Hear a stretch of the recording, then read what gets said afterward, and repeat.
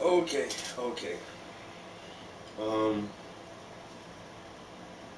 this hole in my pants just keeps getting bigger. I went to put these shorts on earlier, and while I was pulling them up, my foot actually caught the hole and ripped it like another another half an inch. So I'll just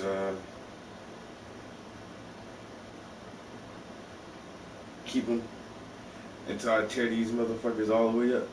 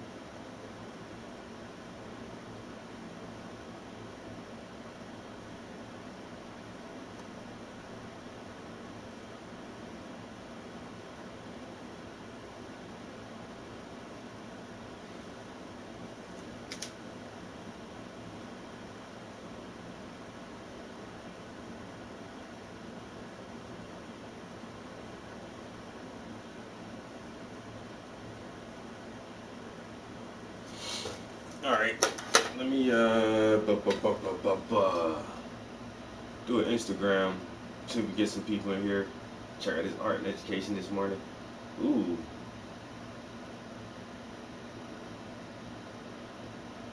I love my Instagram.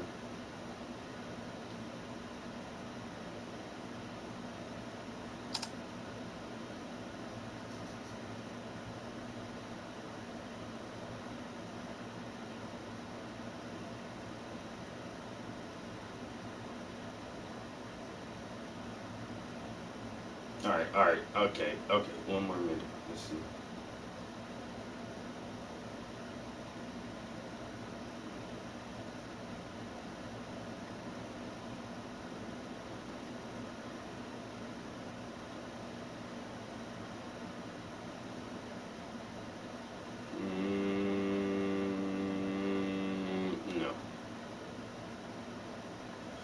It's gonna be none of that.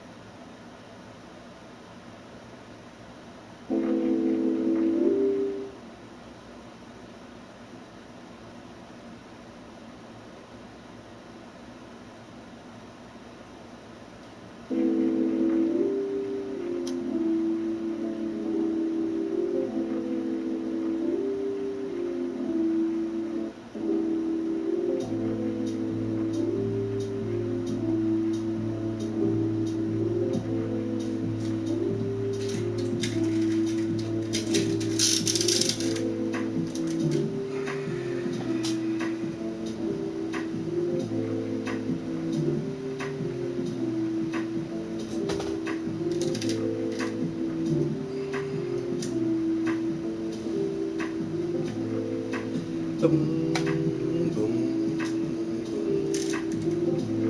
While I wait for people to arrive, I might reach to the side and grab a little butt so I can grind. I'ma stick it in my bong and take a rip and then get high and then I might black in the ooh, there's already something in here.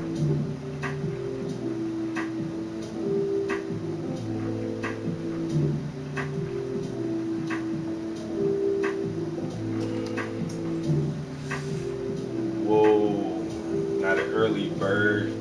Hey, what up, what up, what up, what up? So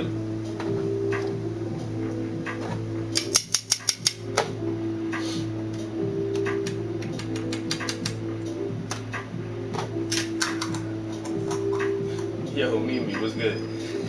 Good morning, guys. Motherfucking Killer Bill. Eh?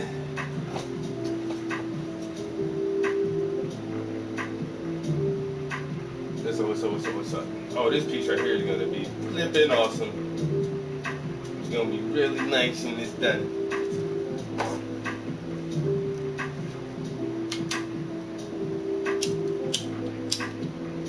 Really? Oh my god, did my lighter just go out?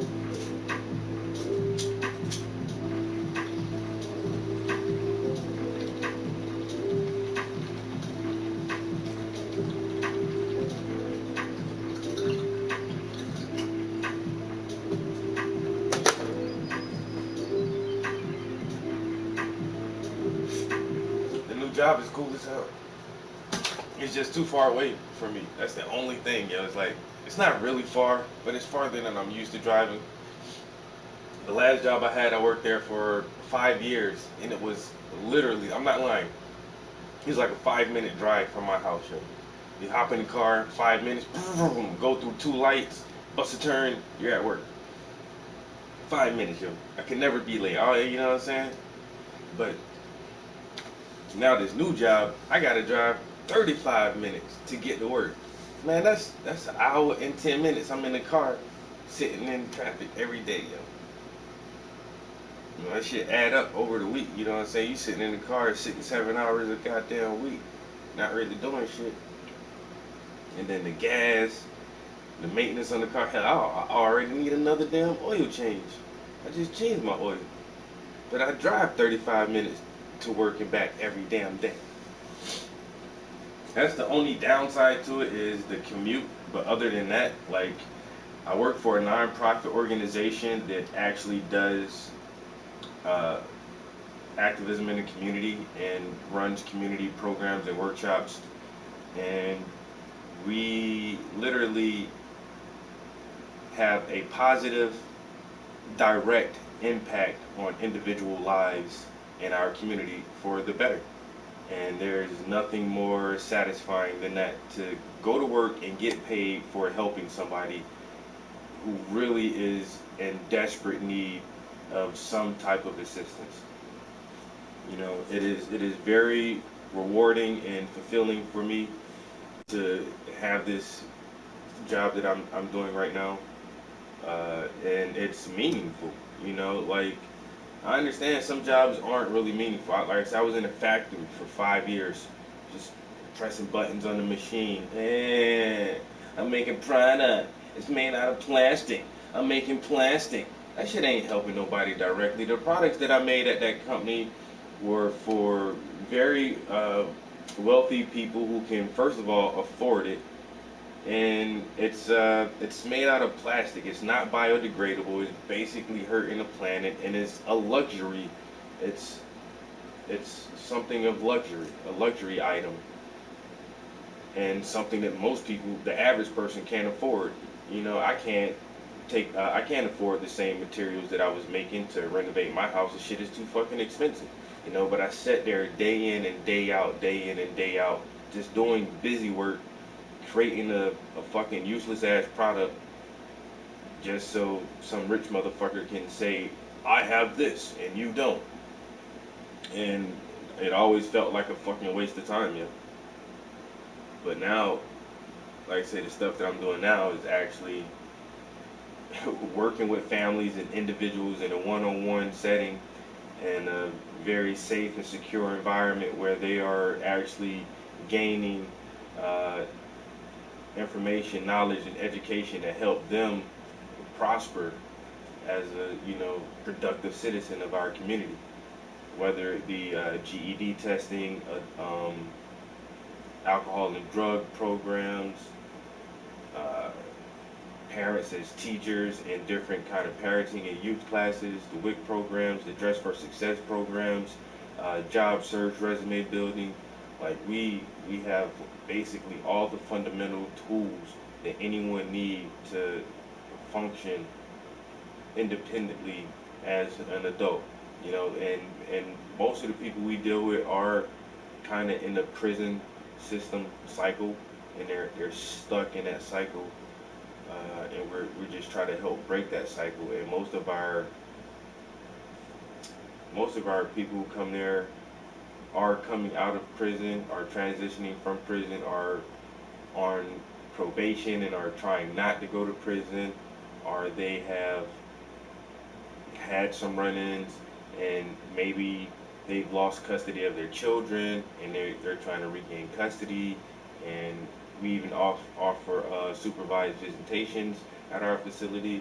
And so like there's just a lot of things that people who are in tough situations, who haven't had the best of luck and probably made one or two bad decisions, and they're just trying to square their shit off and get their shit together, and we're there for them basically. And that's what's up. Yo, Thomas, what's good?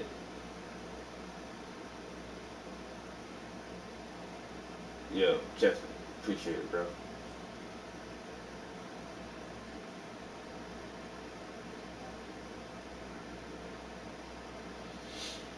But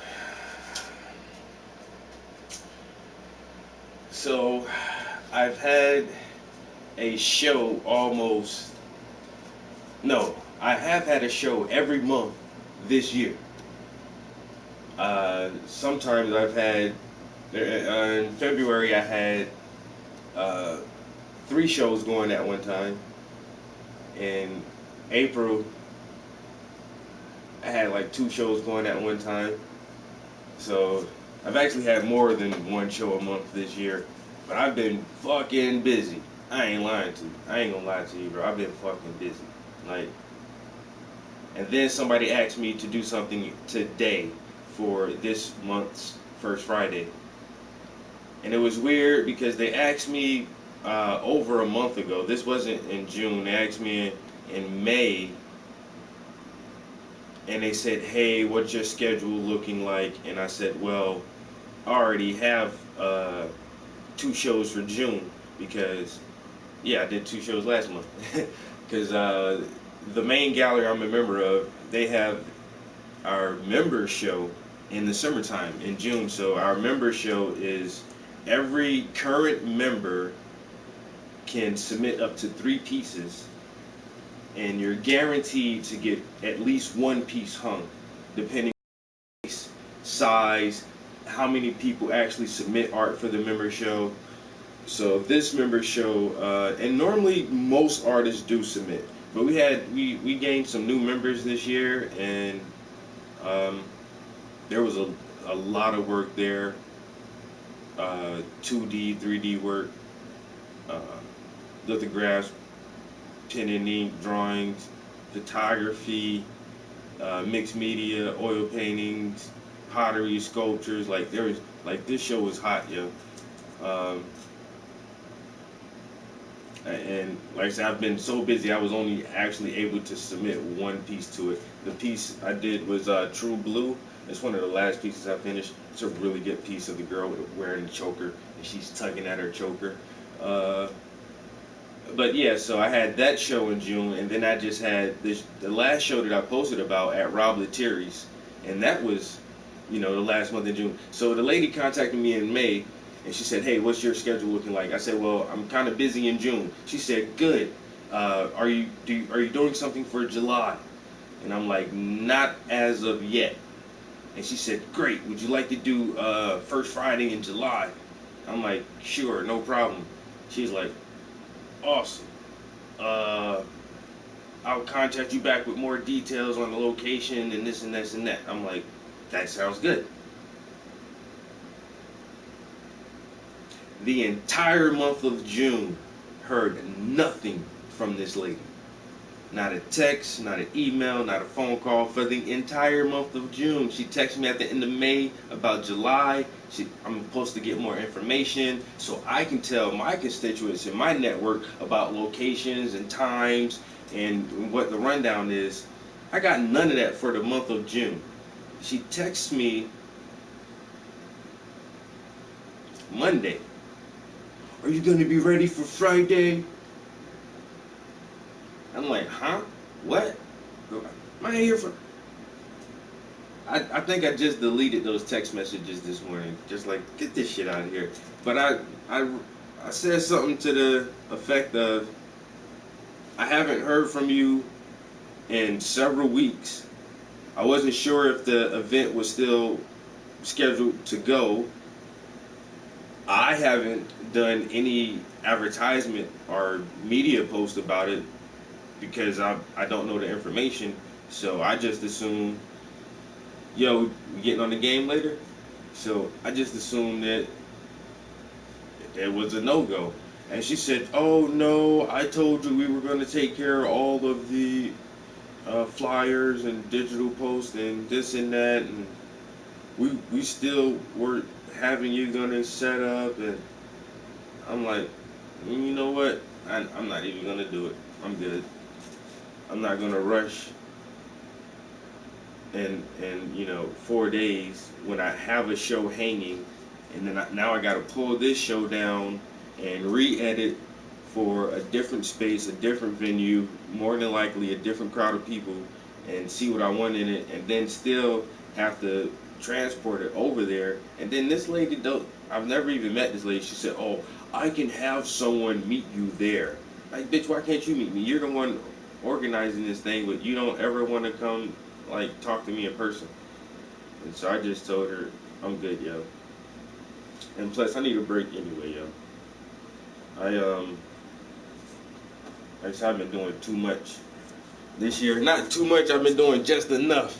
But I feel like I've been doing just enough so that I can take a break. I've done enough to take a break. Like this first half of the year, the first 6 months of the year, everybody know me.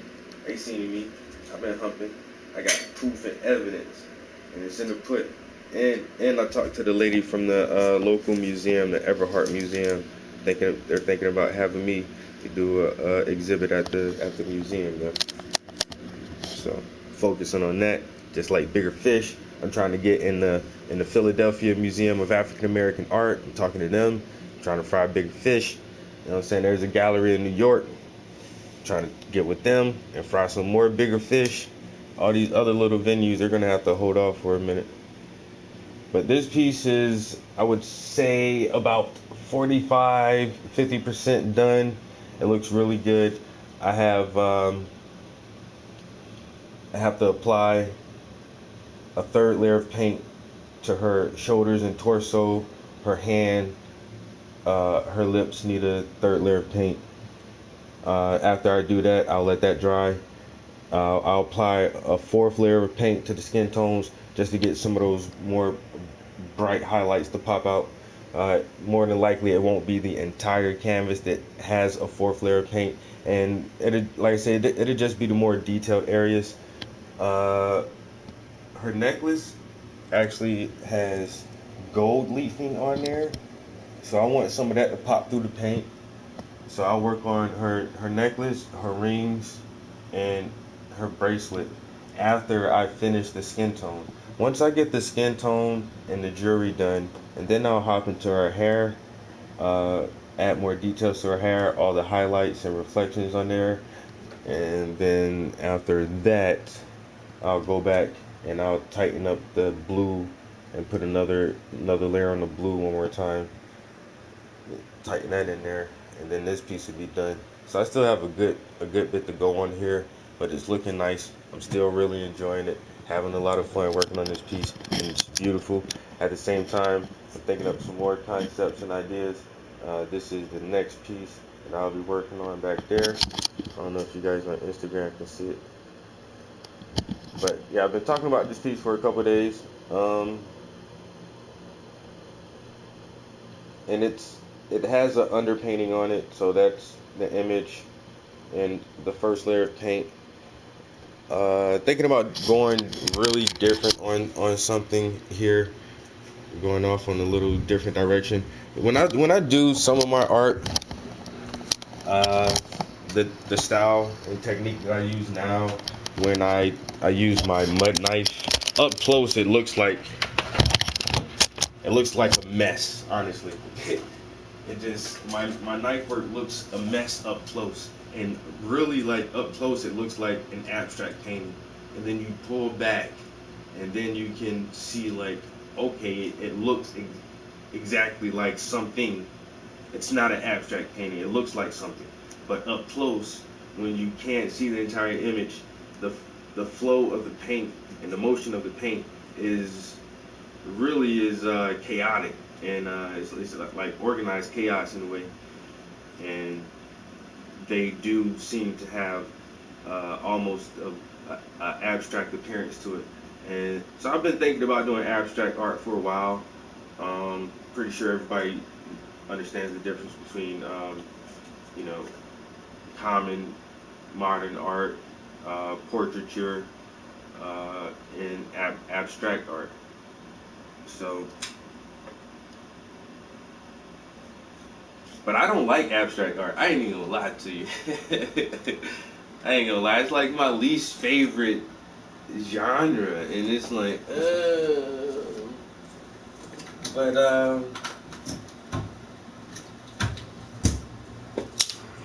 what's the one guy with the drips or whatever? The drip paintings, like, man, if you call that art, you know what I'm saying? Hey, I feel you. Now there is like very, very, very, very few pieces of abstract art that I like. It's just like whatever. If you can't tell the difference if a kindergartner did it and some professional career artist did it, we have a problem here. There's there's clearly um, a discourse somewhere going on because I don't follow. I don't follow it. This shit looks like kindergarten work. This shit looks like kindergarten work. This shit is worth nothing. This shit is worth $2,500,000 and shit. Like, how is that possible? But anyway, I'm just venting. I'm just ranting right now. But in this new piece, I do actually want to incorporate a specific element of abstract art into the piece.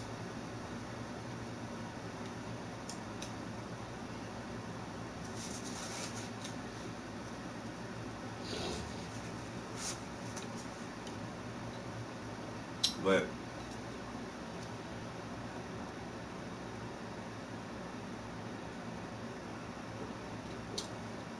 man, this water is it's delicious. It tastes like it has um, vital components for my survival in it. I like it. The agua.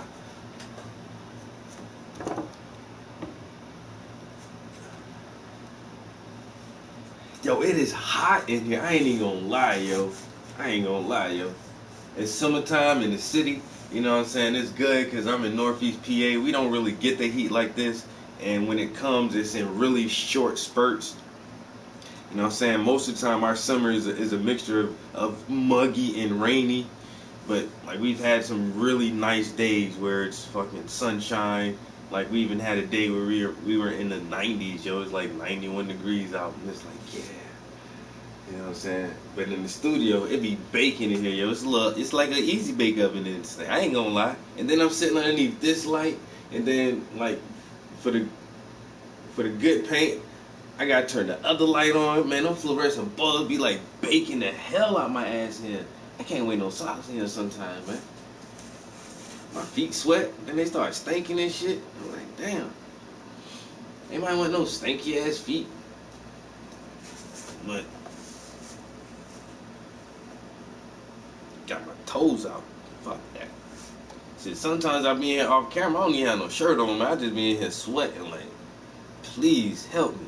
Paint gods, can you please just conjure up a cool breeze to help with the misery? Missouri. Damn. I'm telling you, to hell with the misery. It'd be too hot in here, bro. And then I got these dreads. Man, this shit like I'm wearing a scarf right now. Do you understand what I'm saying? It's like I have a scarf on all the time. Even when I'm asleep, I'm wearing a fucking scarf.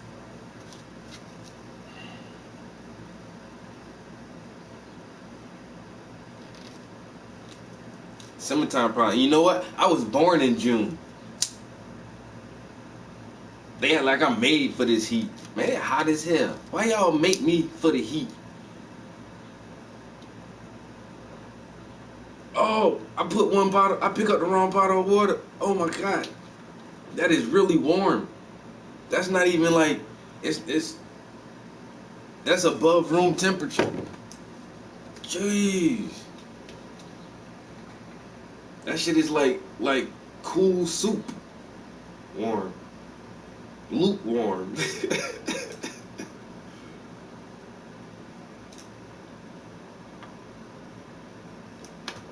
Yo, I ain't gonna lie.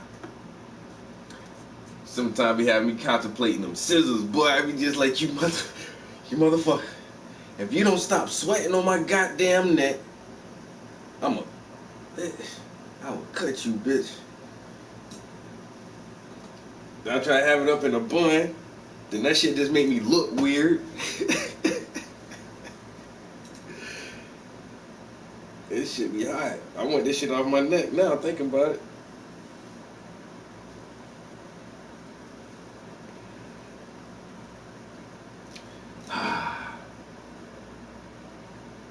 Get that fan blowing on my arteries and shit, you know what I'm saying?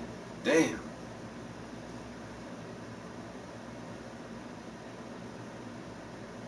Oh, that's what's up, yo. Yo, Instagram. Man, we about to listen to something on YouTube, so I can't do Instagram and YouTube videos at the same time. But we are live on YouTube. I'm pretty sure I still have my the link to my YouTube channel and my Instagram headline. Y'all can click on the link, come to the channel, chill with us live in the studio on YouTube. And as you can see, man, the YouTube camera is just way bigger. You can see more of the studio. It just looks nicer. So everybody is definitely welcome to join. We're going to sit here and work on this piece for a little while. I say, got to get some more highlights in that eye. Got to get these eyes ready for the lashes and get the brows ready for some detail to go in there. We're gonna add some more highlights and detail to these lips, and then after that, we'll more than likely work on the ear, and then work our way down the hand, the forearm, and then her shoulders and torso. We'll be doing this probably most tomorrow. I'm trying to get this part done. I ain't trying to rush it because, like I said, I honestly only want to put one more layer of paint on there after this. And I had my fan on all night by accident, so I think I'm gonna have to add some more paints to my palette because these things look dried out already.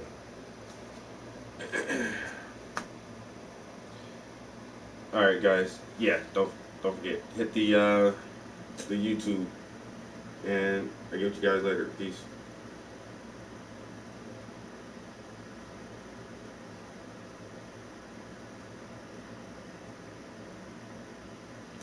All right. Okay. Now I'm going to be stuck on Instagram. I'm gonna say 2 minutes, and then that shit turn into 2 hours. Ooh, that's hot. That's a paint. That's hot.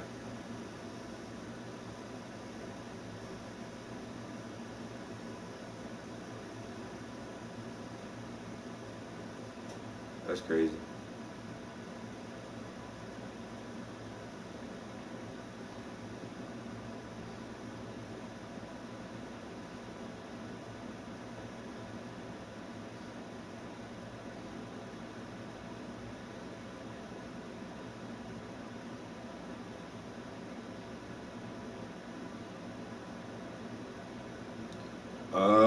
Wow.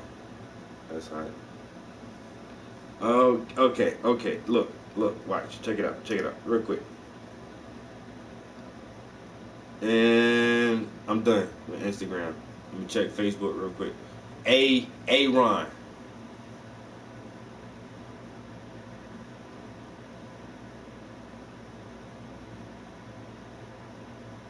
He comes from Atlanta, Atlanta.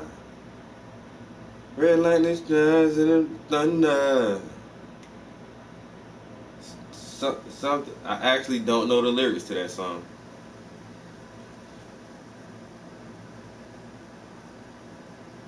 Something in a roll of thunder. Fuck.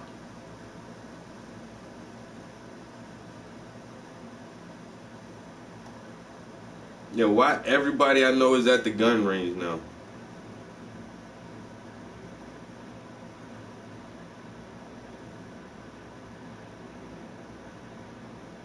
Everybody I see is posting like videos and pictures of them at the gun range.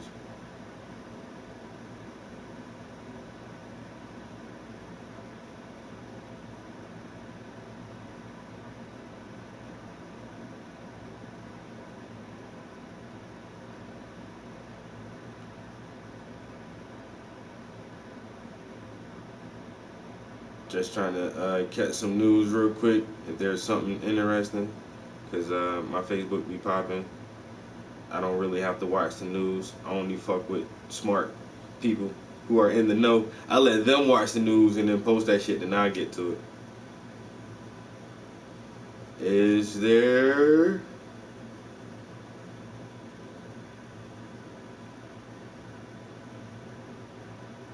anything?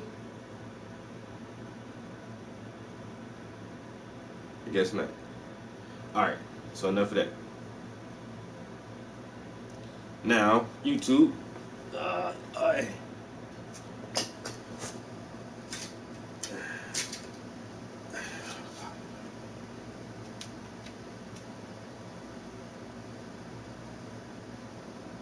This should be pretty good. Holy Trinity in Dragon Ball Z. I want to see how, even if it's just one small little reference, Yeah. I want to see how you bring Dragon Ball Z into a philosophical, theological, religious debate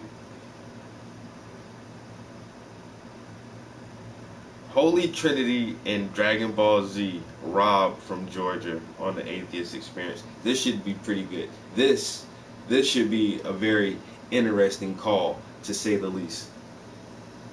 So, Rob in Georgia, you're on with Matt and Daryl Ray, and you think the Trinity is crystal clear and not confusing?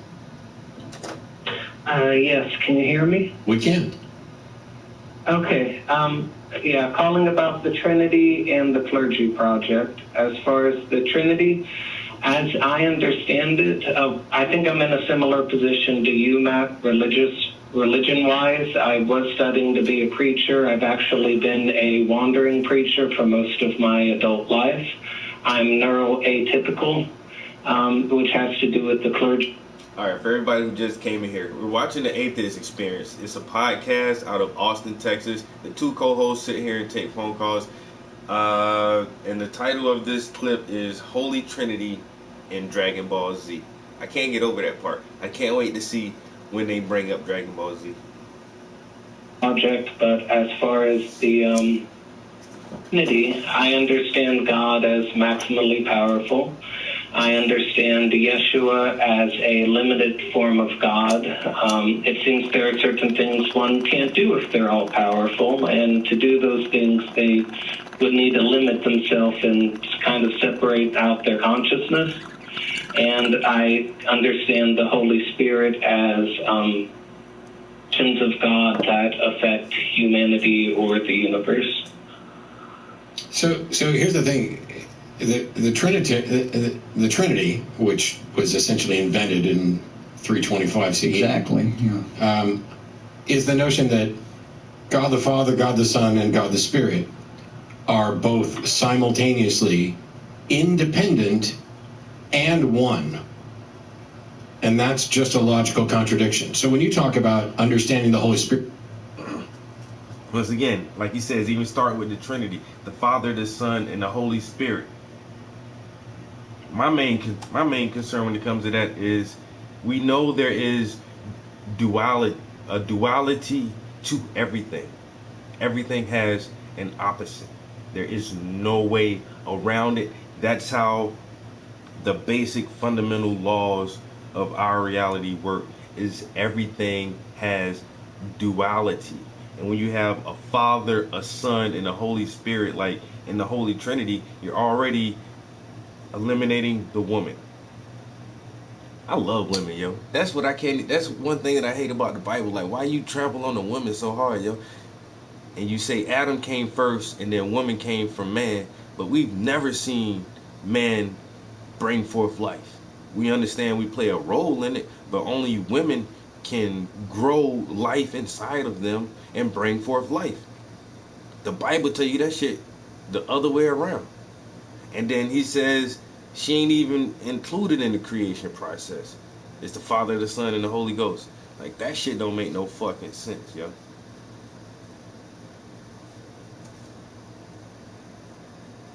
works of God. Well, I do works.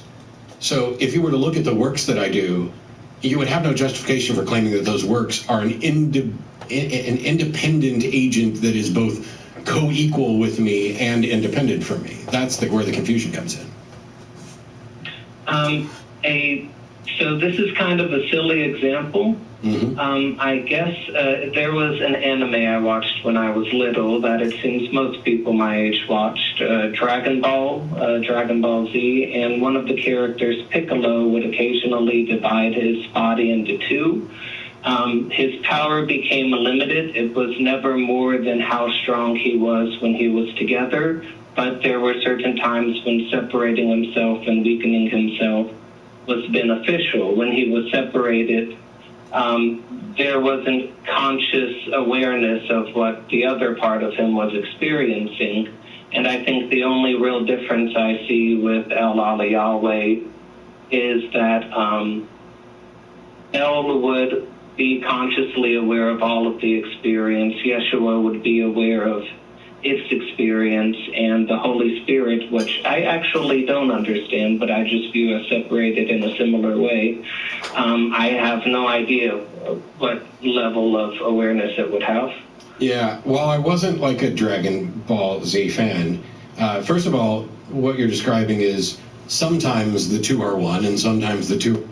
This motherfucker really did make a Dragon Ball Z analogy. I thought he was gonna do like some fucking reincarnation shit, like collecting all the balls and making a wish. Someone to put in this fucking godlike dragon who can bring anybody back from the dead. And it's like, but he talked about how Piccolo can split himself up and not be consciously aware of what the other part of him is doing, but still be a part of the whole. And then somebody else, I explained the Holy Trinity like what they say. The states of water, I guess, is liquid, solid, and gas. And like, how can one thing, one element, be a liquid, a solid, and a gas, but still all be the same thing? That's a pretty good analogy. At the same time, I don't think it really works like that. It's a long clip too.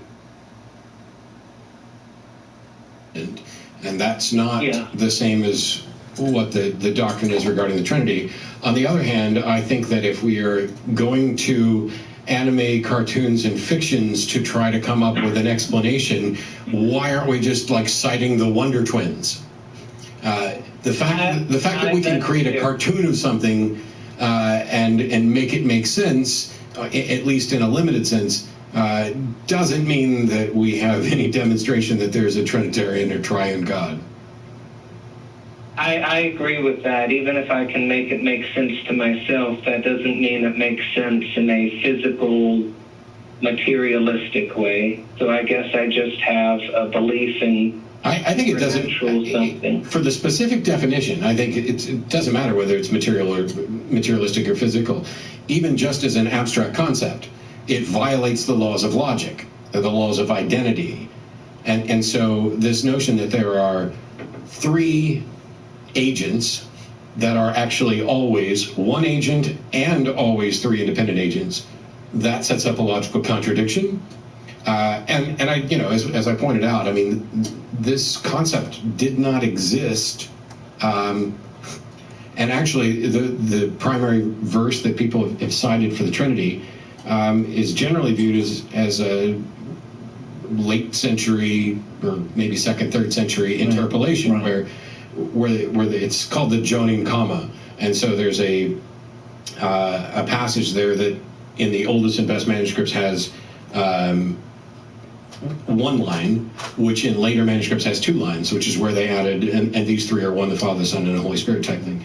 At the end of the day, though, it's kind of, for me, yeah, okay, the concept doesn't make sense, and I find it absurd. But that's not really the measure, because let's say you could come up with a way to say, here's how the Trinity makes sense. I remember, as a Southern Baptist, having it described as how one man could be both a father, a son, and a brother. But that's still just one person. It's not three people. But they would use examples like that. Yeah. And then they would go to even more abstract things of, well, everything comes in threes. You need three legs on a stool for it to stand. And if you look, like here, my finger is divided into three separate portions. And then there's my finger, my hand, and my wrist. And then there's my hand, my upper arm, or my lower arm and my upper arm. Then there's my head, my torso, and my leg. Look, threes are everywhere. And the thing is, you can do that with pretty much any number. Hey, look, twos are everywhere. I have two eyes, two nostrils, two ears. I have a right side and a left side. Maybe God is a binary God. The big thing is, even if you could make sense of it, that doesn't mean that it's in any way real, which is the part that I care about. It's just a lot easier to not believe it's real as long as the shit doesn't make sense. And I think it's absolutely relevant that it literally wasn't doctrine for 300 years.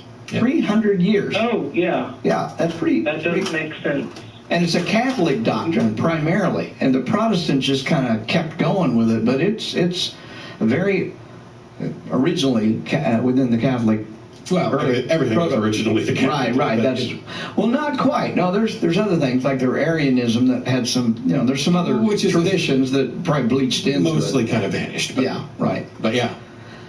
Anyway, Rob, I appreciate the call. Hopefully I appreciate you trying to clear the Trinity up, but even if you could, that alone wouldn't convince us that there's a God, and I don't think we actually cleared the Trinity up. Okay, that's fair. I wanted to say real quick before it gets to the end of the call, I actually think I do desire to let go of my religious experience, except they are so seemingly real. For instance, when I talk about FL, I get quite a feeling of presence. I'm actually shaking somewhat now.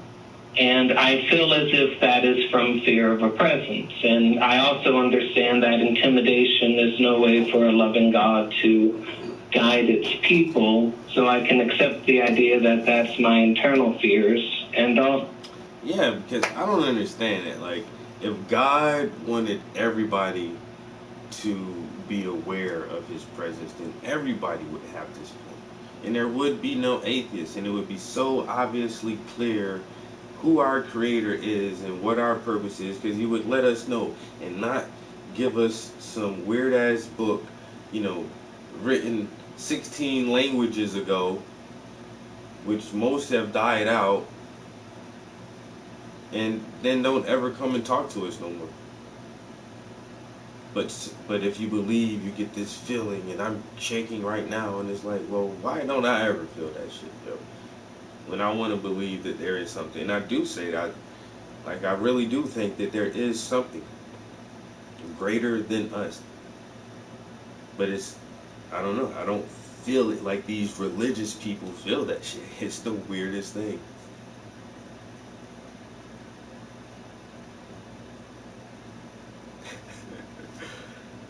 Well, thank you.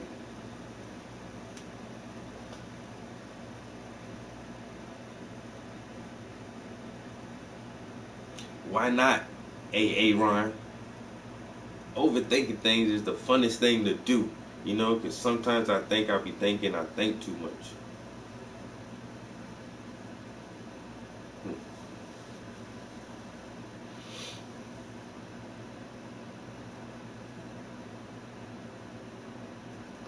being religious is how I justify an aspect of how I was born. Well, and that's, have you watched? Are you a big movie fan at all, Rob? Have you seen a bunch of movies in your life? No, not really. Okay. So the religious experience that you're talking about, I had similar experiences when I was in the church. I'd feel, the Holy Spirit when we sing and stuff, goosebumps and a feeling of elation and euphoria. And of course, I found that I would have those experiences in other ways, from secular music, from art, from drugs, from sex, etc. I've been in love with people to the point where if I think about them, I just feel good, like I'm in a pretty good mood today. But I'm sorry, now I can't think of it straight about anything. But like, I also have seen movies, both fantasy narratives where there's a good guy and a bad guy, and I've been viscerally angry at the bad guy and what that person did, despite the fact that I know that this is just a character being played in a fiction. And I've watched horror movies where it's about demons, demon possession and stuff like that. And I felt eerie and spooked and whatever else, despite the fact that I have no reason to think any of that is true or real. And I wonder if the experiences that you and I have had, and yours are going to be different from mine, that give us these feelings, the fact that we feel something doesn't mean that the item that we're focused on is in any way real. That is all about who we are and what we've been trained to be afraid of, what we've come to learn to love or respect or admire or feel happy about. And just remember,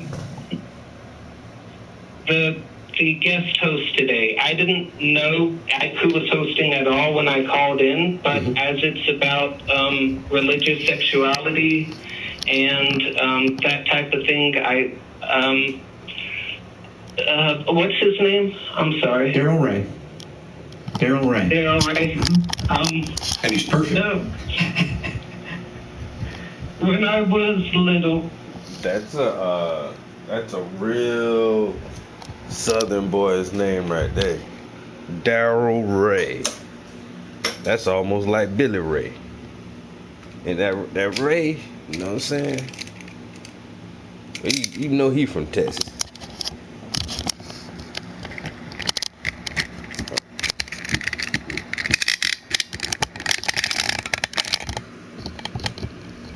And you know that Ray ain't his last name. That's how they just call him Daryl Ray.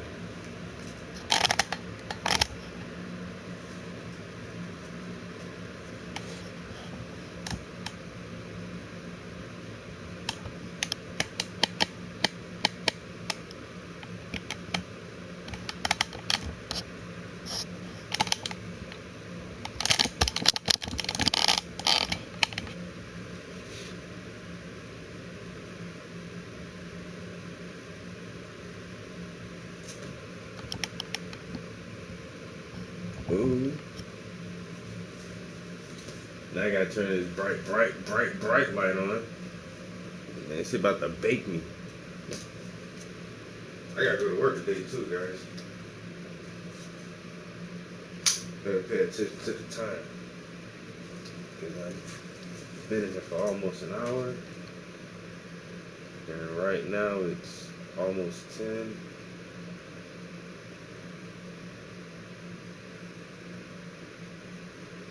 So I can get like at least 2 hours in. Yo, good morning, bro. What's up? Get a couple hours in here before I gotta go to work. When I was growing up, I noticed some things about me. One of them that I was pacifistic. The other that I wanted to try to never lie.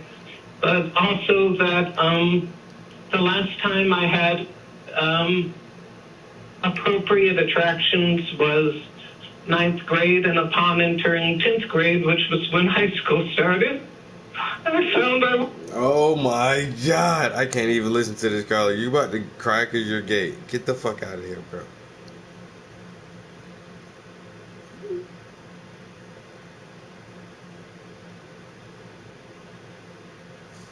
Hey, and trust me, I'm not homophobic. I want to hear you cry over that stuff on live radio.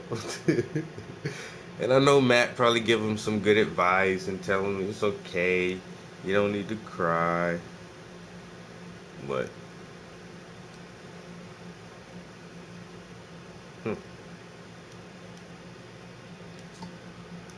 hello?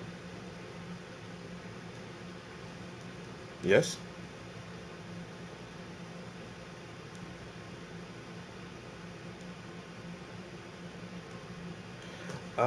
Yes, I am.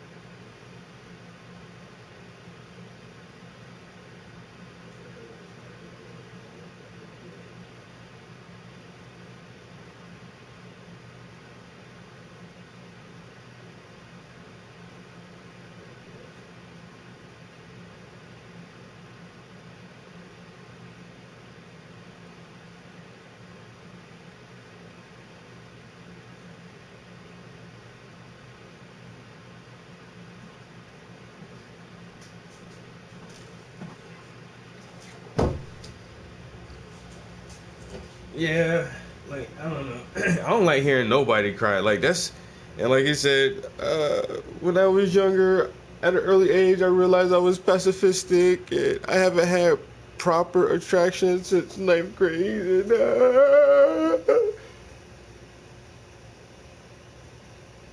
I don't know, yo.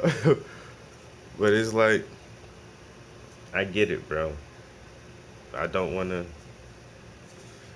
I say, even when Jerry Springer was like popular, for some reason I ain't like that show. I don't like watching people cry. Period, man. It's like, yo, what the hell? Like, turn this shit, yo. You gonna sit here and cry on TV? You know, I don't wanna watch that. I'm embarrassed for you. I'm so embarrassed for you right now.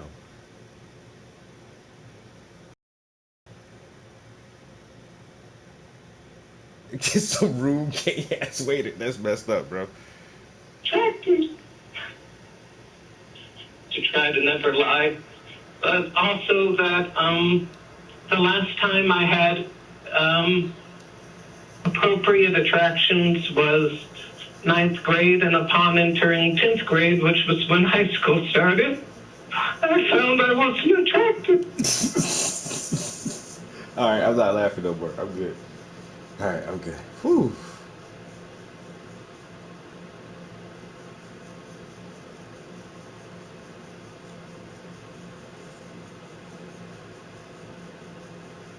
Thanks for the call. Appreciate it. We have Luciano, who I want to apologize to. You waited on hold from the beginning of the show, and one of the reasons that I didn't take the call earlier was because I either misread what the call screener wrote, or they wrote it wrong and corrected it. Because what it says now is Luciano has a proof for his pantheistic God, but what I read earlier was Luciano has proof for his pathetic God. And I was like, why would I want to take that call? Well, I guess he's pathetic because I am pantheistic. I'm not saying pantheistic gods aren't pathetic, but in any case, you will be today's final call. Welcome to the show with Daryl Ray and Matt Delaney. Thank you so much for having me. First of all, I'm kind of nervous. I've never been on any show, the radio, or anything. Well, I haven't really hung up on anybody today, so you're probably safe. I saw that. Yeah, I heard everything. I had a good day. Well, this isn't going to be an emotional call, so I won't. That was pretty intense. But I'm from Argentina. I'm in. Somehow, 15 cubits of water is supposed to cover Mount Ararat, which stands 2.5 miles high. The problem is you're assuming Mount Ararat existed at that time. So you're telling me that because Mount Ararat is a volcano. Correct. And you want to tell me that it just caused this volcano. So a 2.5 mile high volcano just formed just now, and you're going to land a wooden boat on it? No, I'm saying it formed during the flood, under the flood water. Even if we allowed that the volcano could have formed completely and then sufficiently cooled before the ark landed on it, there's still the problem with where creationists think the ark landed. This is the Drepinar site, said to be the resting place of Noah's Ark.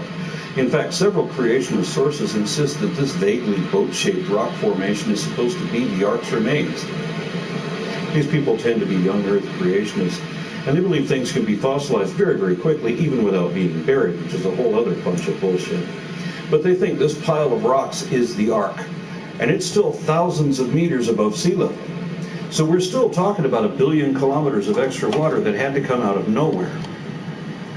But the flood had to be a lot deeper than that, because the Bible says it rained for 40 days and 40 nights, and that it took another 5 months after that for the waters to recede until the tops of the mountains became visible. And another month after that before the ark came to rest at this elevation, more than 1 mile above sea level. So if the peaks of Ararat had already formed beneath the floodwaters and the waters receded to reveal them, then the flood is still that impossibly deep. Either Eric Hovind is wrong or the Bible is wrong. So what's your next bullshit excuse, Eric? So we are talking about 1 billion cubic miles of water that would have had to come out of nowhere and would have to be banished back to the void whence it came. Remember that the Bible describes the earth as a flat disk covered by a giant crystal dome with windows in it, so that the sun, moon, and stars and all the heavens are contained within the expanse or concavity of this firmament, and above that there is only water, an inexhaustible supply of water pouring in from an eternal abyss. I guess we are to assume then that all this extra water would have to be pumped back out again through the fountains in the earth that don't exist either. It is a fact that the people who made up this model hadn't yet discovered that air was particulate matter and that displacement would therefore be an issue. So none of this could work unless the water was pumped back out and air was pumped back in. But believers tend to ignore most of what the Bible says anyway, and no one even tries to defend the firmament anymore, unless they pretend that it's not like a solid dome of molten glass like the Bible says it is. Maybe it's actually a hydrospherical canopy made of water vapor. If that were the case, then Drs. Nelson and Soroka say that atmospheric pressure would be about 840 times what it is now, and that it would be 99.9% water vapor, so it would be impossible for humans or other animals to breathe. And such a mixture of gases can't even exist as gases at temperatures humans can tolerate. There wouldn't even be enough nitrogen or oxygen to support all that water vapor as cloud droplets, and such clouds would have prevented nearly all light from reaching the surface. So if it was a water vapor canopy, it would not have allowed life as we know it to exist on the surface of the Earth. Then we get into thermodynamics, an aspect of physics creationists often like to cite, but never understand. Nelson and Soroka explain that as each kilogram of water vapor condenses, 2.26 million joules of energy are liberated. This energy is known as the latent heat of vaporization and is the source of energy that powers thunderstorms and hurricanes. So converting the water vapor to rain over 40 days would radiate about 10 to the 28 joules of energy worldwide, raising the atmospheric temperature beyond 6,400 degrees, making Earth the second hottest object in the solar system. The oceans would boil and the arc would burn. Next we look at Walt Brown's hydroplate theory, which holds that God purposefully built a time bomb into the Earth, that he sealed 435 billion cubic kilometers of water under a slab of granite more than 20 miles thick, somewhere in the top 1,000 meters of the Earth's crust, and that it broke, according to tidal pulling from the moon, meaning it would have broken at that time anyway, even if the people of the Earth hadn't pissed off God by then. So did he know in advance when he made people the first time that he would be so disappointed at them that he would want to kill them all and start over? Anyway, setting aside all the flaws of the hydroplate model, like how that water got into that impossible position in the first place, let's say it's hypothetically true for a moment, and imagine what happens when the crust cracks and all that highly pressurized water erupts into the sky. I've heard some arguments that this sudden release of water is supposed to start an instant ice age somehow, but that doesn't make any sense at all. Quite the opposite, in fact. Water takes a long time to heat up or cool down. But after 1,000 years or so, in a pressure cooker of 3,000 degrees, we can expect that aquifer to be like a cauldron. So when this superheated steam erupts from broken geologic plates all over the planet, it would again steam cook everything before boiling it alive. So if all this extra water didn't come from underground, then the only other source is that it came from outer space. Now, if it came in the form of a comet, it would have to be a ball of water ice 1,300 miles across. That's roughly twice as wide as Texas. That's not going to burn up in the atmosphere, especially when it's 1,000 miles thicker than the atmosphere. If it came in at roughly 10 miles a second, it would have an explosive impact of 12 trillion megatons of TNT and wipe out all life faster than the resulting floodway. So what about a cometary hailstorm? 1 million smaller comets would minimize the impact damage, but it wouldn't change the total energy of the whole mass together. These smaller comets would heat up and vaporize in the atmosphere, generating quite a lot of heat each. That many of them coming in all at once would heat up the atmosphere too. Nelson and Soroka say that the global temperature then would momentarily rise well over 12,000 degrees hotter than the surface of the sun. None of these suggestions have tried to explain where the water would go after that. We know that it couldn't have drained to some underground caverns because if such fissures existed, that's where all our water would have been already, and we wouldn't have any oceans. So the next suggested hypothesis is that the amount of water is the same before and after, but that the excessive flooding is a result of tsunamis caused by a concert of large meteors hitting all the different oceans repeatedly. They calculate that the water in each wave would return to the ocean basin in just a few days. So to keep the timescale given in the Bible, Nelson and Soroka postulated a significant meteoric impact every day for 150 days to keep the continents more or less continuously inundated like the Bible says. As this water lifted up over the tops of the highest mountains and kept draining back into the ocean basins, this would generate a very large amount of potential energy, which would eventually take the form of heat radiating into the atmosphere. They estimate that this much water rising and falling in this way would increase the global temperature as high as 3,600 degrees. All their calculations are included and explained in the paper, and the summary is that all the sources they tried, and indeed any combination of them, would produce enormous amounts of heat and would result in atmospheric temperatures exceeding 1,000 degrees Celsius. Clearly, such temperatures rule out any possibility of the biblical account of the deluge being literally or historically correct. This is just one of the ways that physics, specifically thermodynamics and meteorology, disproved the fable of the global flood.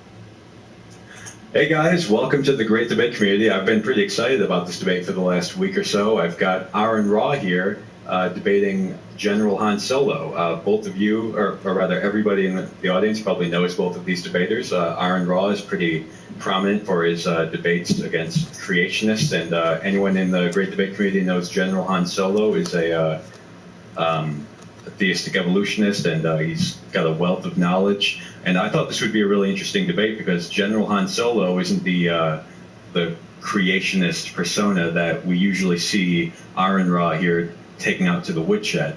You know, General Han Solo is more of a theistic evolutionist, and so I started to think, okay, what topic could I bring up that would be unique and that we would see some more interesting interaction, like something that you wouldn't find in Aaron Ra's other debates. And I thought, well, Aaron Ra has done he's done lectures and a few brief interactions on biblical history, like the historicity of Moses, and that kind of thing. So I thought that would be a great place to start. So today we will be talking about the history of the Bible, like Genesis, the evolution of Yahweh, the historicity of Moses, the Exodus, and maybe the flood account of the Bible.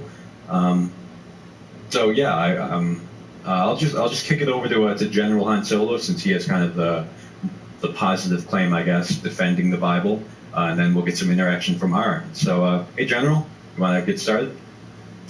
No worries, thanks, Richard. And yeah, Aaron, it's actually a pleasure to meet you. I'm actually a fan of yours, speaking as a Christian. I think you do a really good job in your YouTube work in regards to debunking young earth creationism and also a form of fundamentalism that I think unfortunately the church has delved into.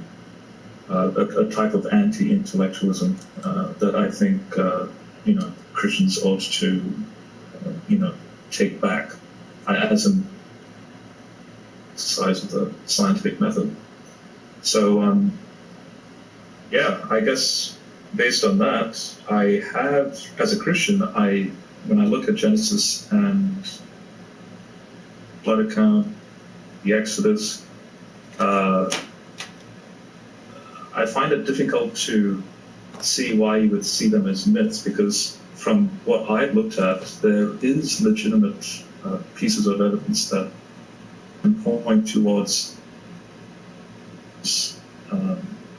perspectives in a legitimate way. So the Genesis 1 account, legitimately follows an ancient Near Eastern cosmology. Theistic evolutionists, I appeal to of the text, where the text can be used in a modern scientific manner as well. And fast forward to the flood, You see a lot of evidence in secular journal literature where there's Persian Gulf flooding around 40,000 years ago. The geographical area matches the descriptions as seen in Genesis. And then, fast forward all the way to the Exodus, and the Exodus account actually has a lot of terminologies, Egyptian terminologies, and Egyptian way of life that can only make sense in light of an 18th, the 18th kingdom. A person would have to live in that period to know all these things. I did see your view with BM on Is Moses Myth? And again, in light of that, I had a lot of issues with her research because, sometimes I wonder if she's actually engaged non-Christian and, for example, James K. Hoffmeyer, who he's an Egyptologist, and how he accounts for certain things within the text and in Egyptian history.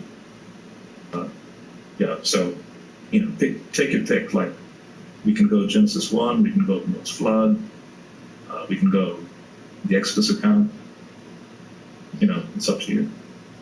So, as a Christian, you see all these disjointed legends based on a number of unrelated floods, for example, and other things where neighboring cultures are writing about each other, and they're not terribly distant. It's not like haven't been trading with each other for years and years. So these aren't mystery periods. Yeah, so you have these stories that sometimes involve people that are real, or sometimes they're exaggerated, and sometimes they're made up. But at no point do they imply a God, and certainly not when you get into Genesis, for example. Regardless whether you're comparing Genesis 1 to Genesis 2, if you just look at Genesis 1, already it fails, beginning with the first verse. So at no point does any part of the Bible or Genesis or Exodus, any of it, imply a God or Jesus, and certainly none of it can be considered history, and absolutely none of it can be considered history in any sense. Okay, so let's start then with Genesis 1. What specifically about it that can you argue about it failing in a historical context? In the order that things happen, for example, in the impossible order. Now, if you're writing this as a story, and you're just and that's all it is. You're telling it to children with the intent of filling their head with a legend about how things came about. The story of Genesis, therefore, is not a lot different than when Native Americans tell the story of Coyote, who put the sun in the sky and carved the river, or he made the fish in the river. All these magical things, the way they're attributed to these intelligent agencies, because that's the only thing that primitive people could have understood, because they didn't understand any kind of scientific process. So then when you tell the story that way, it makes sense that you have the coming dawn, for example, lighting up the sky, and you have the waters, and you have the wind moving over the waters. And at this point, this was when people still thought that wind and air were spirits. And so this is why they call the Spirit of God moving over the waters. And then as the light, at the coming dawn, the light spreads, you see the mountains, everything's an amorphous mass to begin with, slowly takes shape, and then eventually you see the plants and all this, and then you see the sun finally rise. Right? Well, this is a nice way to tell a story, a fable, legend, but this isn't history. This isn't the order in which a magical disembodied mind conjured everything with an incantation spell. We can't take that literally. And there's nothing to indicate that could be. And there was never a point, you have to look at the order of all life and everything, and it just doesn't make sense that you have whales pre-existing birds, or that you have the sun that you have plants pre-existing the sun in any other sense. And then, the male and female created he them, right? Obviously, this is taken from like the Epic of Atrahasis. This is an adaptation of that tale. Let us, the pantheon of pagan gods create man in our own image. The sixth divine generation created man so that the seventh generation could rest. These are how they're put together. This is an adaptation of earlier mythology. This is not history. This place is such a steal. We'll take it. The thing is, I actually agree with your ancient Near Eastern assessment there. Like, I don't know if you can see this photo that I'm sharing on the screen, this painting. That's not one I've seen before. I've seen other depictions of the firmament, but no, I haven't seen that one. Okay. Yeah, this is from one of my favorite ancient Near Eastern scholars, John Bolton. So it's from his commentary, where every depiction of what you see in Genesis 1, so you have the rakia, the dome, of God up in the dome above the waters. You have the mountains. Dome has windows that the waters come through. Here's Leviathan at the bottom, and there's pillars and so on. Completely agree that Genesis 1 is written within the scope of an ancient Near Eastern cosmology. But at the same time, I make the audacious argument that the same text, when you look at the days as epochs of time, and by the way, I'm not forcing any interpretation on this. It's a legitimate, a careful exercise of the nuances of the Hebrew words as to be quite uncanny in the way it can be used in a modern sense. So when I look at it, knowing natural history, and then I compare it with the text, I actually see a perfect fit from the early conditions of the planet all the way down to humanity, roughly 100,000 years ago in the Persian Gulf region, coming out of Africa, migrating to the Persian Gulf. You did mention things like in the Persian Gulf region, coming out of Africa and then into the Persian Gulf region. Like, yeah, bro, don't forget. And that's the one thing nobody can deny. Like, look, we all come from Africa. What your story say about Adam and Eve again now? And this dude's supposed to be the Bible guy. But you still understand the African migration. Like once you understand the genealogy of the human species itself, is just like, wait a minute. It ain't come from no damn dirt. Like we've been here for 250,000, 300,000 years. Modern man. Modern human. Chilling. But the Bible say, yo, this shit only happened 6,000 years ago.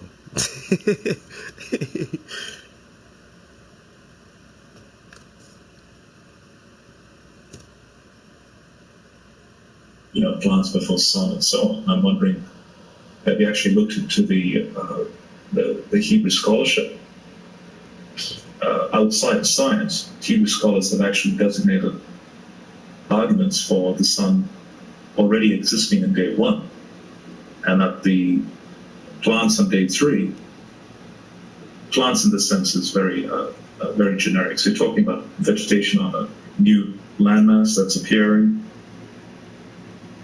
so that you have a regular cycle for the appearance of the sky on day 4. Okay. And then obviously the Cambrian comes at day 5. Mm-hmm. Yeah. And then we have this God. Then we had the earth in this dawn vision, as I described. In the beginning, we have the heavens and the earth is apparently the only thing in existence throughout the entire cosmos. And it takes God 4 days of tinkering and carving and whittling on this one ball of rock before he then simultaneously sneezes forth the entire rest of the cosmos, 11 trillion other galaxies, cosmos, and then goes back to working on this planet for another couple of days. I mean, obviously the story is written from the perspective. Sorry, could you explain that a little bit more to me? Yeah, I mean, that God created the sun and the moon, right, as if there's any equivalency to the sun and the moon, and the stars, as if there's no equivalency between the sun and the stars. But that's the point. Does it say create that? Yeah, well, when did this happen? When did these come into existence according to the story? In what order? Okay. You know, this was after plants already existed. He created the sun. He made two great lights, right? Well, that's not true, but I mean, and there's no equivalency between the two of them. And then he created all of the stars as if they were somehow subordinate to the sun and the moon, right? I mean, even smaller than the moon. And of course, there's a number of places in the Bible where they talk about how the stars are smaller than the moon and they have personalities and you can stomp on them when they come to the earth. Or that, you know, like as it said in Daniel, that there might be, you know, like a few of them could come down to wage battle with a man. I mean, there's no part of the Bible that got anything historically correct or scientifically correct. You know, there's certainly everything it says about the you know, Earth and its relation to the rest of the cosmos is absolutely wrong. But the way that it's wrong is important. It's wrong in exactly the same way as every other false religion that I'm sure you would accept was made up by men. No other ancient Near Eastern text actually has the organized structure that you see in Genesis 1. You do have... No other ancient text. Okay, so the Bhagavad Gita, which is supposed to be 5,000 years old, but we know it's contextually dated to roughly 600 BC or thereabouts. Right. All right, so now there you have Krishna making reference to the multiverse. You know, you have Krishna talking about that he's created the entire universe, not just this planet. So 600 BC, you have... Yeah, but those are later interpolations, though. I'm sorry? Because I'm from India, and those are later interpolations. Like, Hinduism is very checkered. It's exceedingly... It's kind of like when a scribe would put a commentary on a text, that commentary then becomes the text, and then on it goes. Well, I wouldn't argue about that because we know that happens, you know, with every religion. But still, the Bhagavad Gita is still older than the Bible, and it makes contextual reference to, I think, the Ionian Greeks and so forth. But the point is, none of these religions. I mean, you may have several of them that have this thing in common where they all believe in the Rekia that you were talking about, where they all believe in the firmament, and the Persians believe this, and a number of others believe this. But the thing is that it's still wrong.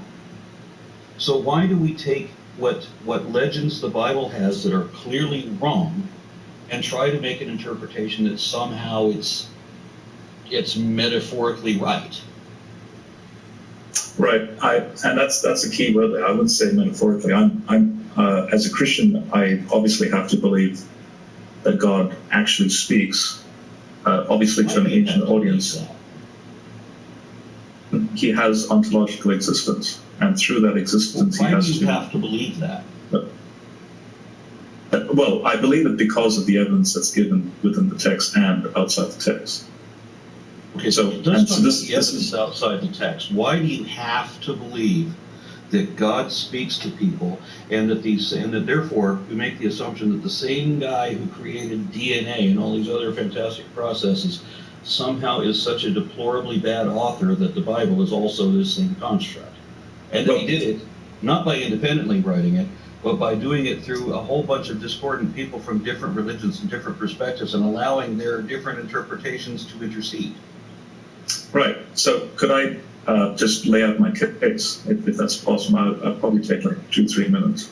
All right. So thought experiment I have is what you're seeing over here, that if you could go back in time to the Sumerians, consider them to be maybe the early script in cuneiform. And the question is, could you develop a text in cuneiform that illustrates chronologically history of our world, whereby you cannot alienate them with 20th century scientific terminology? You have to speak in their terms and context truths that you know, or you must also design text to be precise enough for a 20th century audience. Mm-hmm. And my argument is, in light of what's called theonoustos, the inspiration of the text, God inspired, God breathed, does the text conform to a flexibility that not only showcases an ancient Near Eastern depiction like you're seeing here, so that's truthful. Construct. Did this guy just make the poorest fucking argument for the reason why God made the Bible the way that he did at the time that he supposedly was giving out these divine visions and messages? Look what I just did. Oh my god. I didn't even see that one coming. I really didn't. And this is why I normally wear gloves, but I think I need a new pair of gloves. Or I need to go get a box of rubber gloves. Or not rubber gloves, latex gloves. Rubber gloves.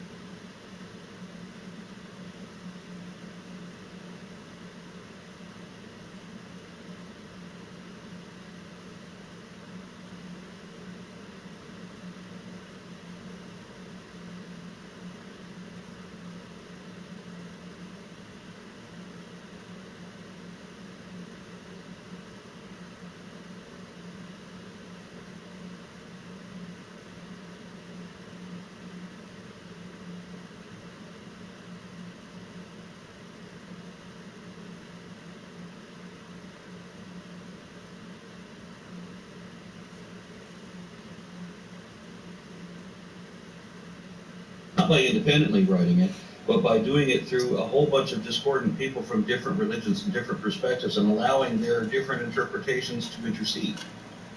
Right. So could I just lay out my case, if that's possible? I'll probably take like 2-3 minutes. All right. So the thought experiment I have is what you're seeing over here, that if you could go back in time to the Sumerians, consider them to be maybe the early script in cuneiform. And the question is, could you develop a text in cuneiform illustrates chronologically the natural history of a world, whereby you cannot alienate them with 20th century scientific terminology? You have to speak in their terms and context truths that you know. Well, you must also design precise enough for a 21st century audience. That's bullshit. That is so much bullshit right there. Well, if you go back to the Sumerians and they were using cuneiform. Now, could God give them a message that they could write using the script that they came up with? Probably not. You're gonna have to give it to them in a way that they can relay the information. Why can't God just say, "Look, here's a new language for you. Here's the alphabet, and here's the message, and it will last for all time"? No, God had to wait until his own creations got smart enough to create a system of writing. First of all, a language. And I don't know, hold up. Now this even go deeper now. Because in the Garden of Eden, God was already talking to Adam, Eve, the serpent, they kids. He was walking around talking to everybody. And then, when there was only one language, and these people started building this big tower, he crushed the tower so that nobody can cooperate with each other and change their tongue so that nobody could communicate with each other. And then you're going to wait until the right time where one of these populations have figured out a pretty decent language and a way to write it down, and then give them a message.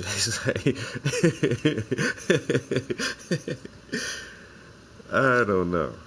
It just seems like you're taking a long roundabout way to kick things off.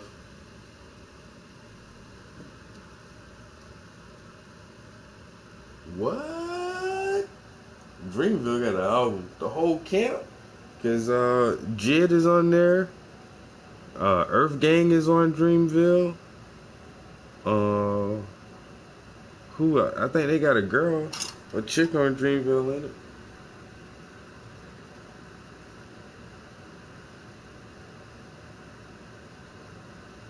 Yeah, my homegirl put me on the internet with it's a chick who's the lead singer, I think. And then she put me on this other group called Phony People. But it's spelled with a PH. Oh no, hold on. It's spelled one way. It ain't supposed to look like it's spelled. But phony people, they cool as shit, yo. Damn, Dreamville coming out with an album. I gotta get that, yo. And my argument is, in light of what's called theoanustos, the inspiration of the text, God inspired, God breathed, does the text conform to a flexibility? It showcases an ancient Near Eastern depiction like you're seeing here, so that the people at the time are not alienated. At the same time, it communicates this picture that we know about. And I'm saying yes, it does. I know that you're saying yes, it does, and I have to say no, it doesn't, because it has the Earth as being the first and biggest thing in the entire universe.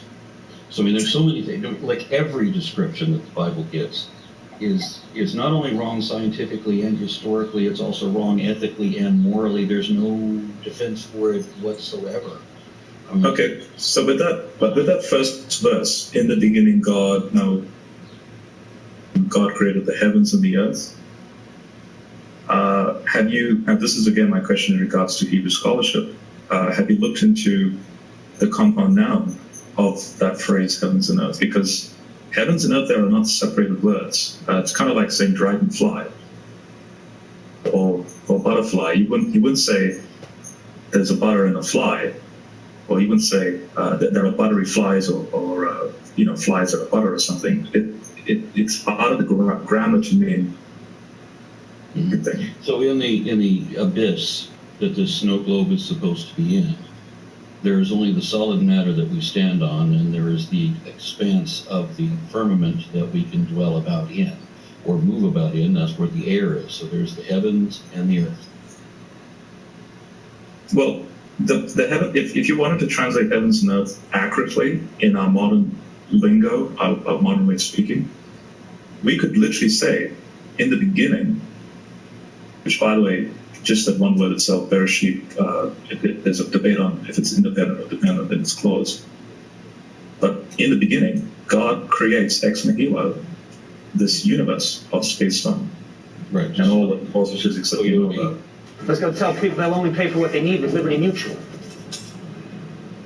Fine, I'll drive. It's a mystique to it, Ruben. And all of these other, all these godlike characters or spirits made this happen. And the problem I have with this is the problem my son had with it when he was 5 years old. And he calls me aside and he says, "Dad, how did God just make stuff?" That's my problem. No, it's not so much that.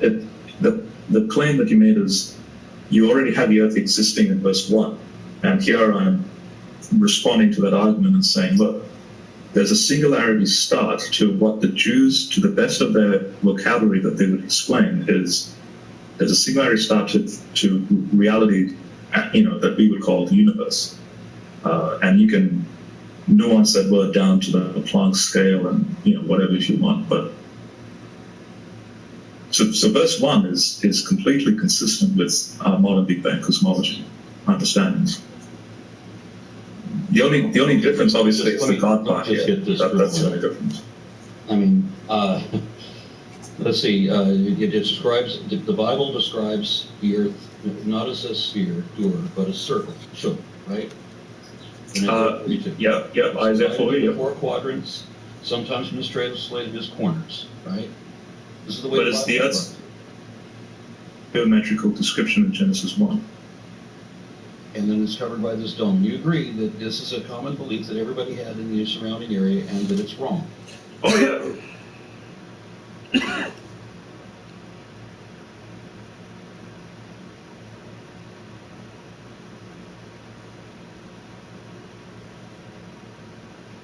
Yeah, I'm not denying that. And just quickly on that point, the word for, and I agree, Isaiah 40:22 is speaking about this flat circle. But again, this is where it gets interesting, because Job, and I'm part of the minority in saying that Job is an early text, not a late text. Job uses the same word in describing the dome. Now we know the dome, at least in the ancient Near Eastern context, the dome is spherical, or like a hemisphere. Now, but the word means a flat circle, so it makes no sense then to only translate that word as I mean, you can't think of the dome as a flat circle. But that's the interesting nuanced interpretation, where then when you later in 700 BC after Job, so when you then take that same word and look at the earth as a circle, you could see it as, in this case, a spherical object. But I'm not saying but is a strong word to mean spherical, because Isaiah does use a word for ball. It doesn't use the Bible describes the earth incorrectly and the universe incorrectly, just throughout. I mean, and literally every reference it makes to the rest of the cosmos is wrong. And then it goes into the beginning of its history, which of course is adapted mythology taken over from a handful of other myths, the Sumerians and so forth. So for events that we know did not ever happen. Do you believe that? Robert, hold on. I think Aaron might have just pointed out kind of what a lot of people are thinking, like, and that's something I was thinking too when you first kind of presented this to me. Maybe you can explain how it is that you can, like, if the Bible is inspired by God, how can you get all of these mistakes? Like the Earth being a flat surface and the dome. How can this ancient Near Eastern cosmology be taught in the Bible, on your view? Because, like I suggest in the thought experiment, if you go back in time, using. Now I hate that in a debate. Now the moderator just jumped in and asked one side of the question. Why is you giving? I mean, you're just there to moderate. You're not there to press the heat and be a cheerleader for the team you want to win.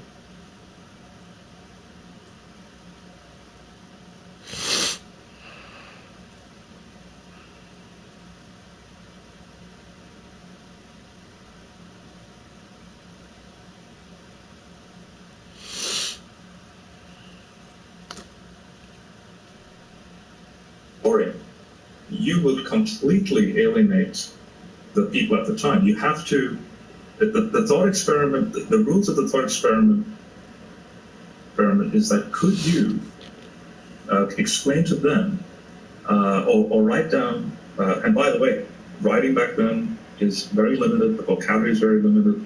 It's not like you can write a 300-page monograph to, explain stuff. You have to write in a very succinct manner. And could you write down a course of history, natural history, with a theological spin in regards to gods, and make a polemical argument in favor of Yahweh, simultaneously the text, keep it accurate enough for a modern century audience? So I'm saying let me modify duality works. Let me modify your question a little bit. If I were to write, if I were to write a book for these people, Let's say I'm very fluent in their original language, and beyond that, I know how other cultures are going to, how the languages are going to evolve, how the cultures are going to evolve. So I can intelligently craft the wording such that the interpretation should survive through multiple translations. Exactly. To get this. Right. So it would be absolutely nothing like what the Bible is, not in any aspect. I mean, not in the way that it describes the cosmos, not in the way that it describes the history, not in the way that it describes the mythology, not in the way that it is, the unchanging and eternal methods of currency for selling male versus female slaves in terms of sheep and shekels, and all of the other nonsense that is put in here. There would be no theological spin. I could write the history and make it an accurate history and an accurate depiction of the earth in relation to the rest of the cosmos. That would be easy to do, all too easy to do, such that people would be able to understand it across all time. But there would be no requirement of faith, and there would be no punishment of people who didn't have faith. There would be no tolerance for people being punished for whether they did or did not believe in a particular thing or a particular God. It doesn't matter what you believe. What matters is what you carry forth. You can't punish people for thought crimes, which is another one of the wrongs that the Bible does. So again, we're talking about history, right? We're talking about the Bible as history. And thus far, Genesis 1 contradicting Genesis 2, both being adapted from earlier mythology, both being based on common perceptions that we know are false, written from the perspective of people who have no idea what they're talking about, who think that the earth is maybe an eternal plane, on a flat plane for all they know, but they have no idea what the stars or anything else are. And this is because the Bible is written so badly. None of it actually happened, or none of the important things actually happened. I mean, you might have had a conflict at one point. Like if you're raised in India, you might have been aware of, there's a moment where Krishna, I think he counsels Arjuna, get into a wrestling match with a lake god. Then he cheats by touching the god in the hollow of the thigh, which means you're basically hitting him with a nut shot. When I listened to the story from the Mahabharata, it was to me. I mean, I'm reading the exact story of Jacob wrestled, or was it Jacob? I'm having a brain. Yeah, Jacob. Yeah, Jacob wrestling with God, except it's from the opposite perspective. And we know that these two cultures are very close together. There could have actually been a wrestling match on which both of these religions are based, but it doesn't give any credence to either of them. That story actually you're talking about is spear that's thrust, not it's not similar to what's happening with the sinew in it's totally different. I know about that mythical claim, but it's wrong. By the way, since you were raised in India and you're familiar with the Mahabharata, I might ask you a question. Where can I find the passage you're just talking about, or the other passage I was curious about about where Krishna gives sight to the blind? I asked a Hindu couple about this. I was excited to find out they were Hindu, and I asked them, directly to this, and they said, "We're Hindu because our parents are Hindu, not because we believe it." Right. That, of course, means that they're actually atheists if they don't really believe it, not just for cultural reasons. Just to give you a little bit of the context, I'm 29 years of age. I came out of India when I was 9 in 97. Oh, I'm sorry. No assumptions. No. And I come from a British family. So the family that stayed in India, my opa was in World War II in Burma. And, yeah. But hey, Robert, let's get back on track here. I would like to give some positive evidence from Genesis 1 to show how it matches with science. Okay. I still don't think we've clarified this yet. Maybe you can explain. Maybe, or detailed, I guess, why is it that God couldn't communicate modern science to those in the ancient Near East? Mm-hmm. Like, is he incapable of doing that? Like Aaron said, he could do it, and he could do it in a very simple way. People would read it, and they would understand it. So why couldn't God do that? I think what he did, now notice the focus here is Genesis 1. No other passage for now. It's only pure Genesis 1. He did a brilliant job in structuring the passage in such a way the foremost concern for the people at the time is not the scientific method. The foremost concern is the which god is associated with which god and his position of the gods. For example, Shemesh, the sun god, doesn't appear in Genesis 1. It just says the great light. If you were to suggest that or if he wanted to borrow, quote unquote, from ancient Near Eastern understandings, he would have used the word Shemesh. Curiously, Shemesh doesn't occur in the passage, which means that the passage, that's an example where the passage wants to alienate itself from, in the text at the time. Now, in Genesis 1, like you can see here on this slide, you already have the planet starting off in what you can understand as a Hadean epoch. It's formless and void. It's empty of life. It's totally destructive on the surface. It leads into a water world, and we know this through the late heavy bombardment period, where the comets will then generate at least a 1 kilometer deep ocean. And this, by the way, peer-reviewed science journals. So, like on this slide, the paper titled "The Earth's Moon System During the Late Heavy Bombardment Period." It's a 2009 paper. 1 kilometer deep global ocean is described in Genesis 1. Then you have landmass appearing through a pulse state. Mentions that land grows out. About 3 billion years ago, this continent bore out of this watery planet. Here's a chart showing the intense increase within 1 billion years of that landmass growth. And then you have David commentating on this in Psalm 104, basically precisely giving you a rundown on here's a primeval ocean that completely covers the globe. You have this tectonic activity of mountains rising and valleys sinking. No more will the waters cover the entire planet. But once the land masses appear... Did the waters cover the entire planet before? Or unless you want to talk about Snowball Earth, which was never referenced in the Bible either. An epic new documentary that explores a special bond between humans and dogs. For over 20,000...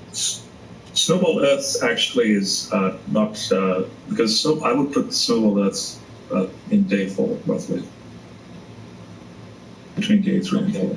But it still doesn't make any difference. It's still being read as mythology, as days. It still throws species out of order. I mean, the whales are way too early. They certainly don't. The text doesn't say whales, though. Yeah, it says sea monsters. In fact, I know this is going to trigger Aaron Ra. Genesis 1:20. Very few things will trigger me. Well, actually, I think you'll be definitely surprised by this. In fact, I'm going to put this out there. I could be wrong, but I think this will be the first time you will hear me or hear a Christian defend bird evolution from Genesis 1. You'll be like, what the heck? Oh my goodness. So I have to. So in Genesis 1 verse 20, you have.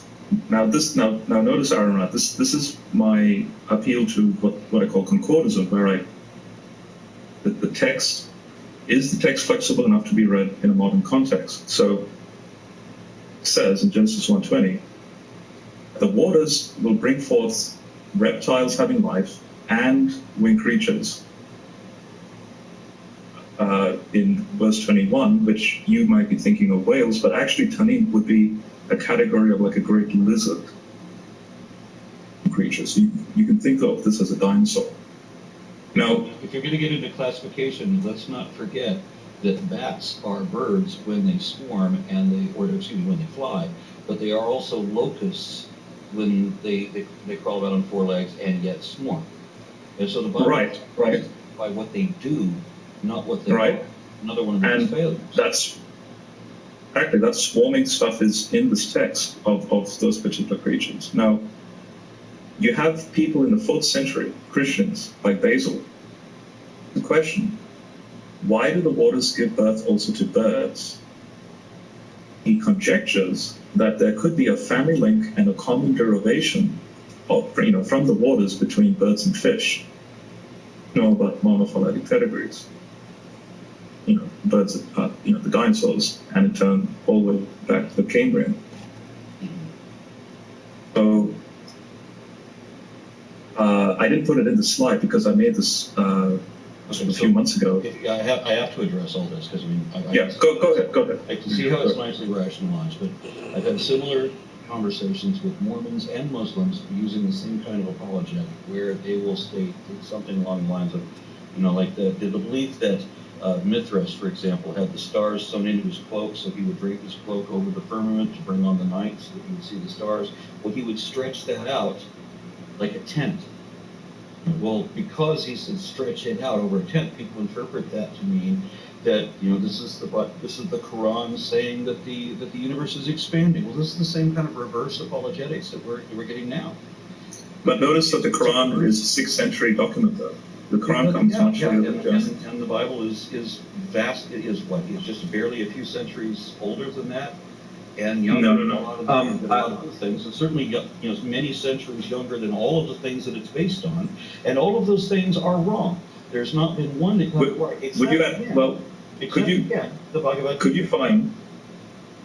Could you find an ancient text?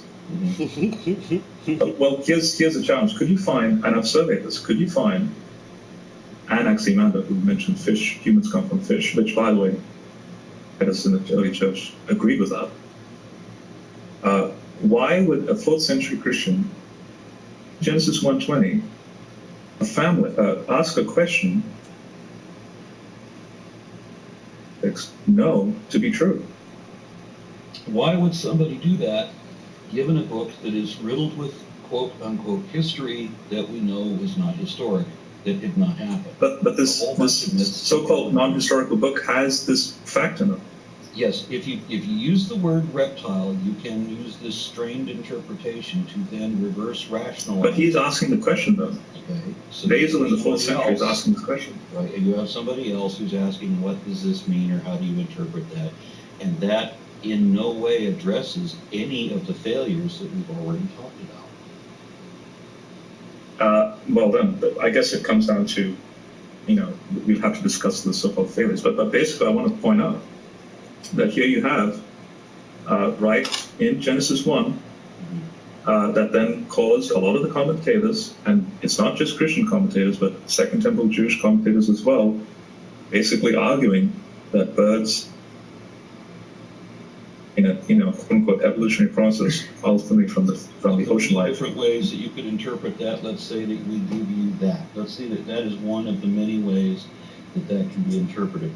All of the others which are wrong, and this one purely accidentally turns out to be right, unless somebody's basing their articles on Anaximander's work, which could be the case because he's just as old as the Bhagavad Gita. But the thing is, the Bhagavad Gita then says that the day of Brahma is 4,320,000,000 years, right? And we know that's wrong. What? And we know it's wrong because we know the universe is 30.8 billion years old. But the day of Brahma is not from the beginning. The day of Brahma is a cycle. So we have this. Yeah, no, and we know the universe doesn't have a cyclic action. Yeah, exactly. But if I may get to my point. So it's wrong. The point is it's wrong. General, your interpretation of what I have not said is wrong. We agree with that. But what I am actually saying is that in the Bhagavad Gita, 600 BC, thereabouts, comes up with this idea that the day of Brahma, which is a cyclic event, not directly related to the age of the Earth, is 4,320,000,000 years. Now, if the date had been more accurate to what geologists and so forth have identified for the age of the Earth, that would be a much stronger argument than anything you're bringing up right now. And certainly if the Bhagavad Gita could write that, well, then the authors of the Bible could write that.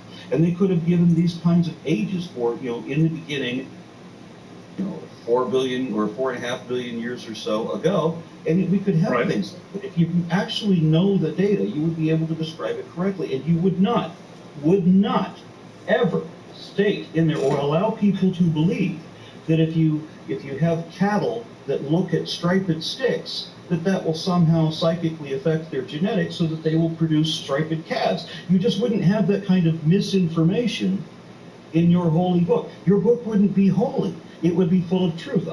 Fortunately, the Bible has not one word of truth in it. Nothing that is verifiably true, and a whole lot of stuff that we know is absolutely false. That's the problem with it. Hey, strange interpretations aside, that's really it. Yeah. General, Aaron, so I was thinking about this interpretation thing.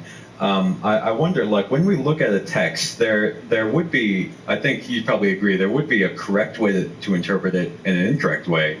I don't know if we, so I don't know if we can just say, like, oh, there are other interpretations. I think if you're going to make this point, you would have to look at the wording and challenge that interpretation, wouldn't you? And then kind of pit it against generals. Even if I gave him the benefit of the doubt, and I were to say that, okay, that was the intended message, that doesn't say much for his God, because the authorship is still confusing.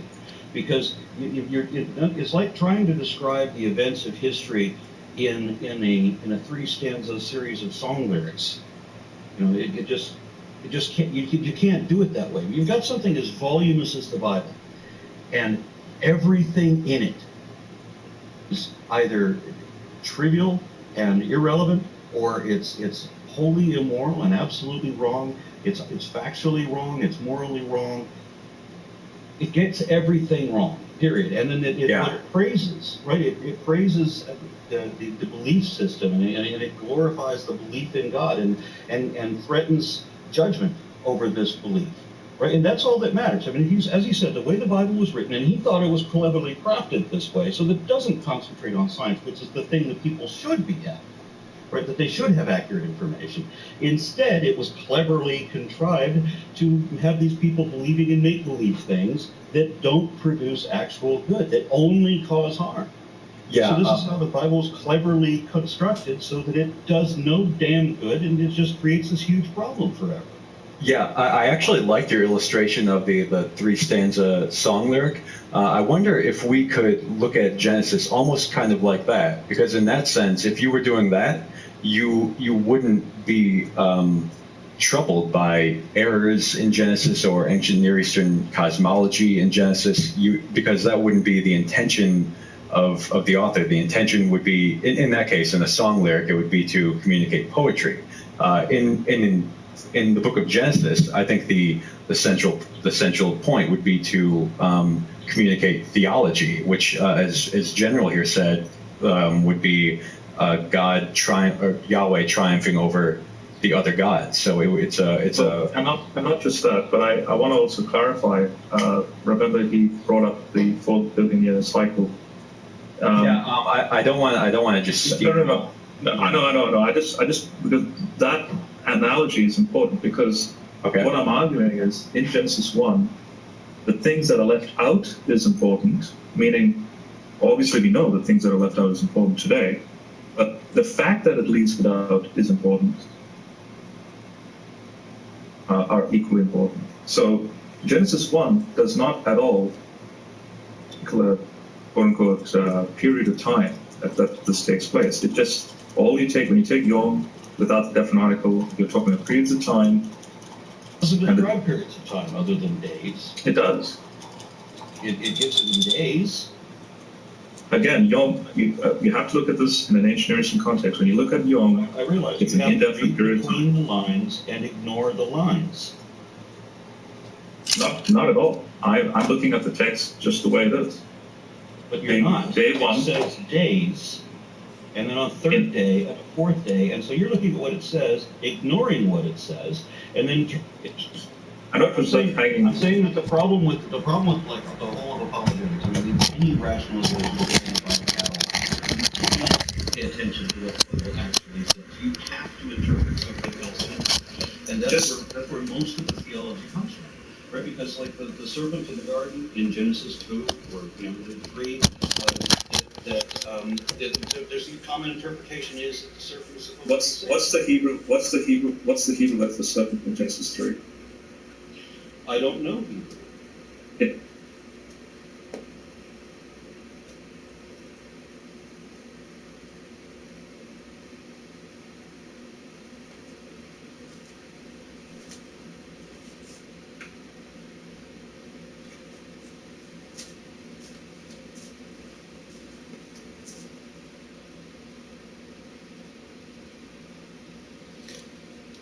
Alright guys, I was gonna try to paint a little bit longer.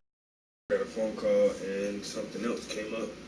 So I gotta add something to my schedule this morning and hop up out of here a little bit early. But it should be a short day, and tomorrow is Saturday, so if I don't catch you guys this evening, I'll be back in here tomorrow morning, definitely.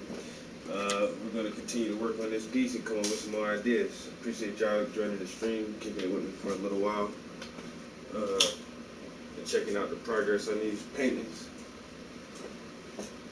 And I'll get with y'all next time. Peace.